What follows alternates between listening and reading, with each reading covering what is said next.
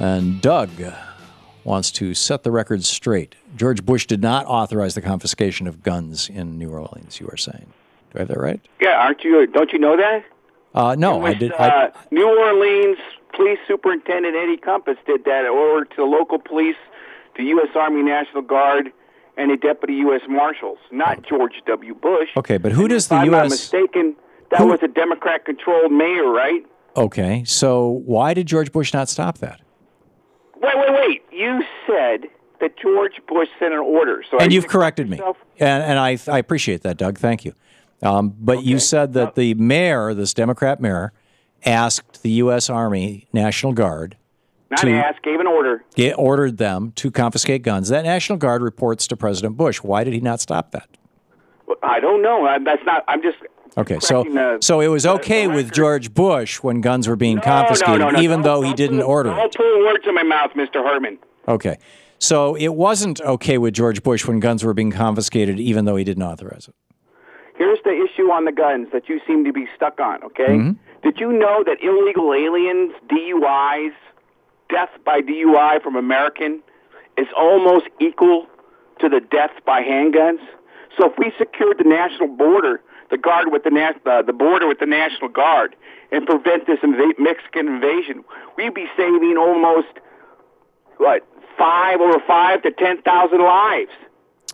But I don't see you saying put the National Guard on the border. No, I didn't. Who speaks for the people and the families of the death of DUI by illegal alien? Who speaks for them?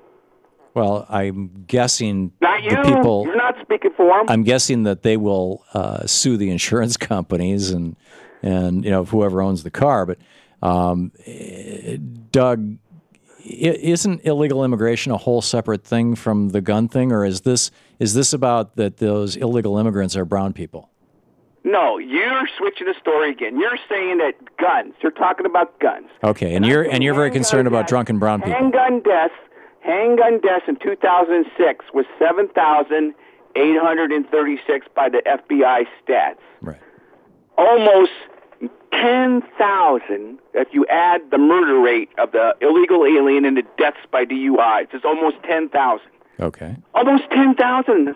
So now, given that there's about 50,000 DUIs annually in the United States, it's not inconceivable, although it does seem if there are really 10 or 11 million illegal aliens in this country and there's 330 million of the rest of us, it does seem like that number probably isn't accurate, that it might be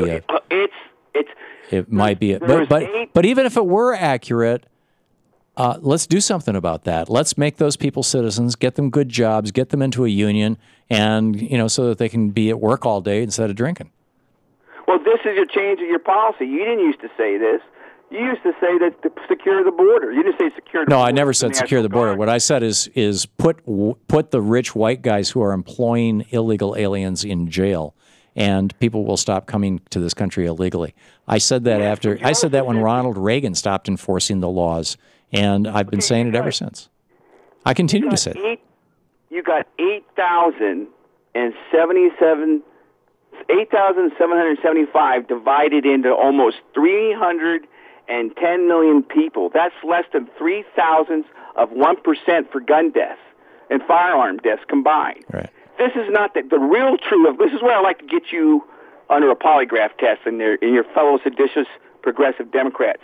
The true reason why you're against guns, because you know that is our last stop against tyranny, the tyranny of democracy. Okay, so let me get this straight. I just want to be sure that I understand you, Doug. And for the record, I'm not opposed to people owning guns unless they're violent people. And that said, you're suggesting that people who believe in gun control, who think that there should be gun, and I'll put myself in that category. I think that guns should be licensed just like cars are. I think users should be licensed just like driver's licenses. I think they should be insured. They should be required to be insured, liability insurance at the very least, so that had those kids at Sandy Hook, had they been mowed down by a drunk driver or even an intentionally homicidal driver, Geico would be paying out $1 million to each one of their families right now. Instead, their families got nothing because they were killed with a gun. That seems crazy to me. So gun owners should have liability insurance, and every gun should have its serial number tracked from the time that it is manufactured until the time it's destroyed, just like we do with cars with a VIN number. And I'm in favor of the assault weapons ban. I think that weapons of war should not be on our streets. Are you suggesting that we need to have those weapons of war, that we should not have the assault weapons ban, because someday you're going to need to use your assault weapons against our government, against your next door neighbor who happens to work for the police department or the FBI or the fire department or something? Well, if that neighbor in the police department, fire department, and FBI is an oath taker and promised to uphold the Constitution, I got nothing to worry about. But if it's some seditious progressive Democrat, then yeah, I'm going to need that assault weapon. So you're willing... They don't believe in the Constitution as it is written, intended, and ratified. That's the real issue. So you genuinely believe, Doug, that the Constitution has built into it language or intent that if we don't like the way our government is going, or if we think that our government is oppressing us, we should kill government employees? Not kill them. We get to rebel, and Congress doesn't have to put down the rebellion. Well, Congress you just said you would use your gun against your neighbor if he was seditious. Against the government. Okay, but the government is made up of people. The government is made up of people, correct? But if the people come out, look what's happening now. If you're not going to, Doug, you're not going to take your gun and shoot up a government building. You're gonna, that's going to do nothing. You're talking about killing human beings here. Do you realize that? I'm talking about defending our rights against a tyrannical government that no longer upholds the Constitution and the rule of law. And you defend that right by give me a scenario. Just tell me how this is playing out in your head. One day. Obama sends the National Guard into your town, and you go running out into the street with your AR-15? How do you see this playing out? I would love to hear this. Well, that's a good question. We haven't got there yet, but got that point yet, because we don't have to, because little by little democracy has eroded on our republicanism of the Constitution till everybody's the majority of people are kind of settled into what's happening without, fighting back. So I don't know what it would take, but all I know is that I want to be able to defend myself, not with 5 rounds or 7 rounds. What about the cartel decides to break into my house? I live on the border. Am I only supposed to have 7 rounds to defend myself? Hell no, I want 10,000, as many rounds as possible. Gun laws, gun control should be the same as it is for voting. Exactly. The same restrictions you put on voting that you want for voting, well, that means everybody gets to vote. Well, every citizen should be able to have their Second Amendment unfringed. Okay. So why is it then same restrictions on voting? Well, that's an excellent point, Doug. And why is it then that the Republicans are so aggressively trying to limit people's right to vote when they don't want to limit even violent, crazy people's right to own a gun? Now, see, there you go off on course. The Republicans don't want. No, you brought up the topic. Yeah, Republicans don't want to limit people's rights, citizens' rights to vote. Only non-citizens, dead people, and felons. That's it. Not citizens.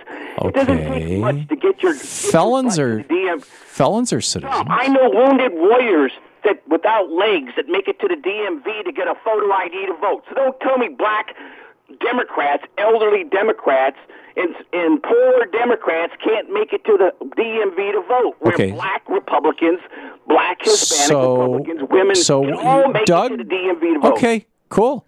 So if they can all make it to the DMV to vote, why can't every gun owner make it to the DMV to register their gun? Because a registry means that, like the British, it's where the government can find out who owns the guns and come confiscate them, just like what happened. The British never confiscated the guns. Just like in Hurricane Katrina, like you said. It was the local police department. It wasn't the federal government. Right, but they weren't working off any registry. They were just going door to door, knocking on the doors, saying, you got any guns? Infringing on it. They got taking people's... Now, if you had to defend yourself against looters, wouldn't you want a gun? I doubt it. frankly. Yes, you would. You would want to have a gun. My guess is that if I had a gun, I'd be more likely to end up dead. And you get into a gunfight with somebody who's determined to take you or take something you've got. I think that's a far more dangerous route than simply saying, just go ahead and take it. Well, you can do what the bishop did in La Miserable, where, the guy wants to steal your silver, you give him the candlesticks too. Yeah, I would do that, frankly. I think my life is more valuable than anything I own. And other people's lives, even somebody who's stealing from me, I think are more valuable than anything I own. But apparently we have a difference of opinion on that, Doug. Doug, thanks a lot for the call. It's always good to hear from you. We'll be back 45 minutes past the hour.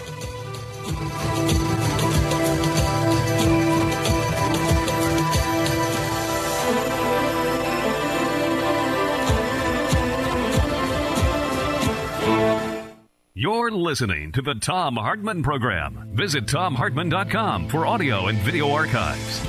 Remarkable. Which raises an interesting question. If somebody was robbing you, would you say, go ahead and take it rather than fight?